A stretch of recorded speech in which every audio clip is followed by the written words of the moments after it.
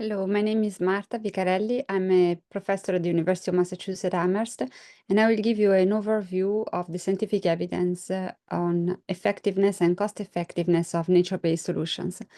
Let me share my screen. As you can see from this opening slide, I'm also affiliated with the Euro-Mediterranean Center on Climate Change and the Naturance Project, which looks at the nexus between insurance and nature. At this QR code, you can learn more about this project and the strategies examined in this European-funded initiative.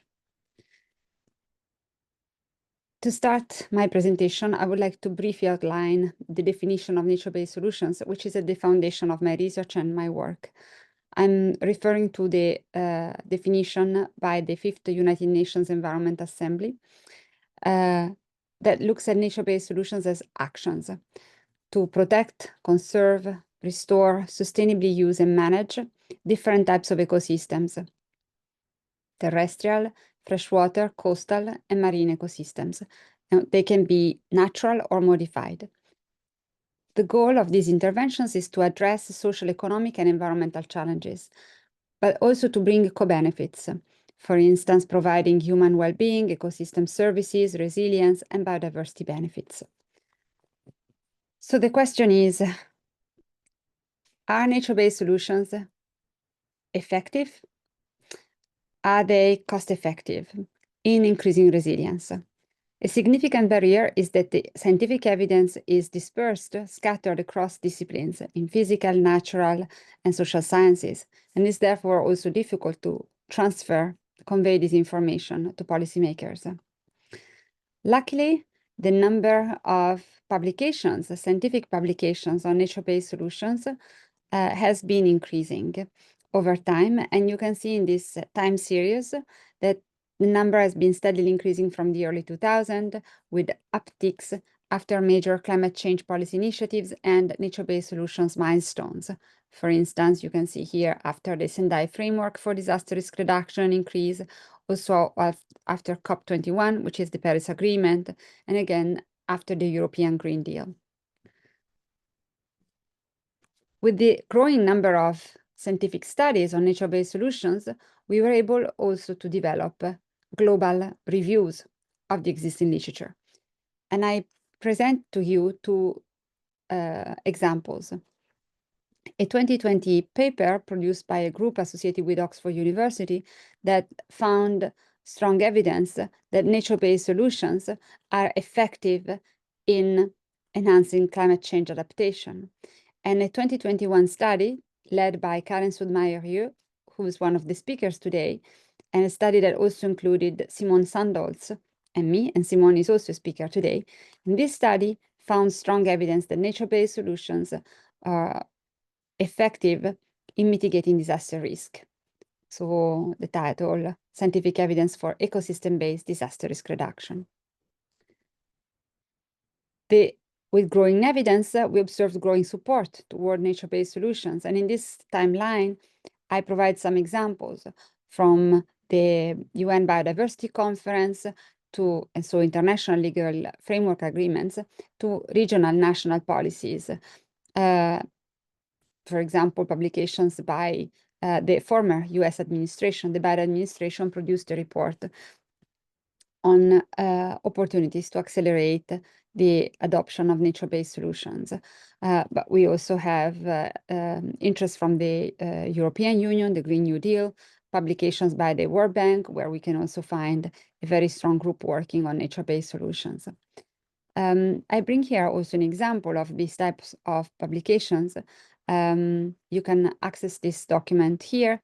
This report published by the Biden administration and to which Karen and I contributed integrates academic and practitioner perspectives.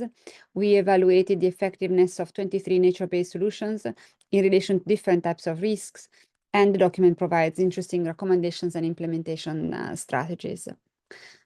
The European Union has also published about nature-based solutions, and in this document on scaling up nature-based solutions, the authors highlight the strategic importance of NBS for EU policy. And nature-based solutions are presented as a win-win for climate adaptation and mitigation, biodiversity, and human well-being. You can always access the publications at this QR code. So what about the cost effectiveness? Now we have so much evidence about their effectiveness. Are nature-based solutions cost effective? And I'm sharing here the results of a study that I led and to which Karen participated. In this study, we performed a global review of peer-reviewed literature that examines the cost effectiveness of nature-based solutions. This map shows the observation. The dots are observations associated with studies in our database, and yellow dot correspond to studies that found that nature-based solutions are cost-effective. The blue studies, the blue dots correspond to studies that found that nature-based solutions are sometimes cost-effective. In practice, 71% of studies found that nature-based solutions are always cost-effective. 24% of studies found that nature-based solutions are sometimes cost-effective. No study found that nature-based solutions are systematically not cost-effective. In our database, we also found that 39% of studies compare nature-based solutions with engineering-based solutions, and the results show that 65% of studies found that nature-based solutions are always more cost-effective than engineering-based solutions, and 26% of studies found that nature-based solutions are sometimes more cost-effective than engineering-based solutions. No study found that nature-based solutions are less cost-effective than engineering-based strategies. This is not a surprising result for us because nature-based solutions provide many services, not only the protective services that we have already discussed, so disaster risk reduction, but also other regulating services, carbon capture sequestration, pollution mitigation, and also provisioning services, the provision of food, water, livestock, fodder, fuel wood, but also biochemicals, and also cultural services, for instance, opportunities for recreation and ecotourism, as well as spiritual and religious benefits or aesthetic benefits. So the results of our study show that nature-based solutions there is strong evidence that nature-based solutions are cost-effective, and yet the benefits are still understudied.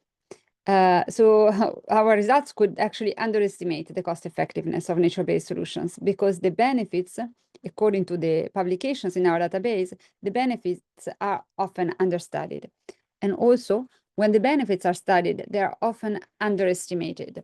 This is because of methodological constraints.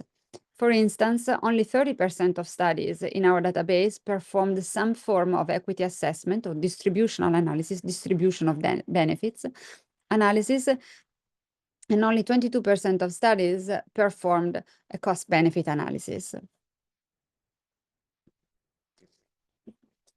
We also looked at property rights, meaning who manages the nature-based solutions, and we also looked at sources of finance. In this graph, dark blue means public, teal or light blue means private, yellow means mixed, so private and public. And what you can see at a glance, chromatically, is that on the property rights side, the dominant color is yellow. So in terms of management of these resources, we see predominantly a mix of public and private management, public-private property rights. In terms of sources of finance for these interventions, the dominating color is blue, meaning that the public sector is the primary source of financing for nature-based interventions. This is limiting, and a key question is really what mechanisms can help bridge this current gap in financing for nature-based solutions, with particular emphasis on private sector contributions.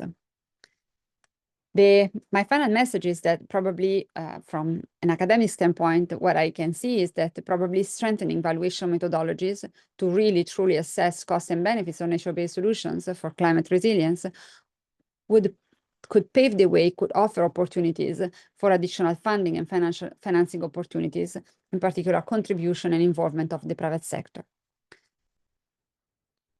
The presentation can end here, and I provided additional resources at this page.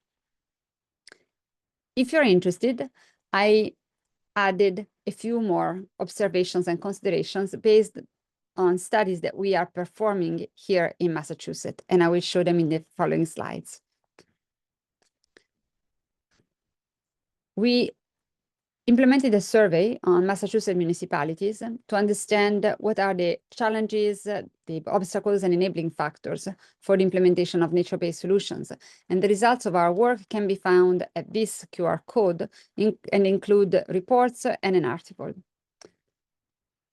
We asked municipalities what type of green infrastructure nature-based solutions they have implemented and or they are planning to implement. Dark blue here means that they have already implemented the interventions, and pink means that they are interested in implementing the interventions. And what you can see here is that in Massachusetts, this is data for coastal municipalities, have data also for inland municipalities. Massachusetts is very engaged on the nature-based solution fronts. Municipalities are large percentage of municipalities have already adopted nature-based interventions, and even when they haven't adopted them, they're very interested in the adoption and development of these interventions. We asked municipalities what are the challenges, the barriers to the implementation of climate change resilience plans or disaster risk reduction plans. And what we found is resource barriers, so lack of municipal staffing capacity, lack of grant writing capacity to acquire resources to implement these strategies. We also found coordination and governance barriers, from insufficient resources to mobilize broad community support, difficulties changing regulations and bylaws, but also need for more regional cooperation and need for more unified and coordinated efforts within the municipality. So we see that coordination is a major factor in successful implementation of resilience strategies. We also learned that there are technical expertise and data barriers. Technical expertise has been highlighted on many fronts as being deficient. Lack of technical expertise to assess fiscal and economic impacts, lack of technical expertise in natural resource management implementation, as well as in climate change hazards and impacts, and in engineering and on-the-ground projects. Data sometimes is also not accessible or missing, especially high-resolution data on economic valuations of local climate change impacts. So what have we learned from this? That there are, however, also opportunities for possible improvement of or enhancement of resilience strategies. And one of the strategies that is currently being adopted in response to this lack of technical expertise highlighted by municipalities in their responses. One initiative, for example, is the strengthening of the workforce through climate-ready training programs that are aimed at creating new professions in Massachusetts. And this is a project of the city of Boston, and other municipalities are looking with great interest in implementing this type of strategy. So workforce development becomes an important tool in enhancing and resilience strategies, design and implementation. I shared with you some resources in case you're interested. A recent conference organized by the European Investment Bank, European Commission, on challenges and enabling factors of climate adaptation planning and programming. This was for coastal resilience, but many of the lessons learned are applicable to other regions. And there is strong emphasis on the financing aspects of the implementation of these strategies. And with this, I'm going to end my contribution. Thank you very much for inviting me. I'm very grateful for the invitation. Please don't hesitate to contact me if you have any questions. Bye-bye.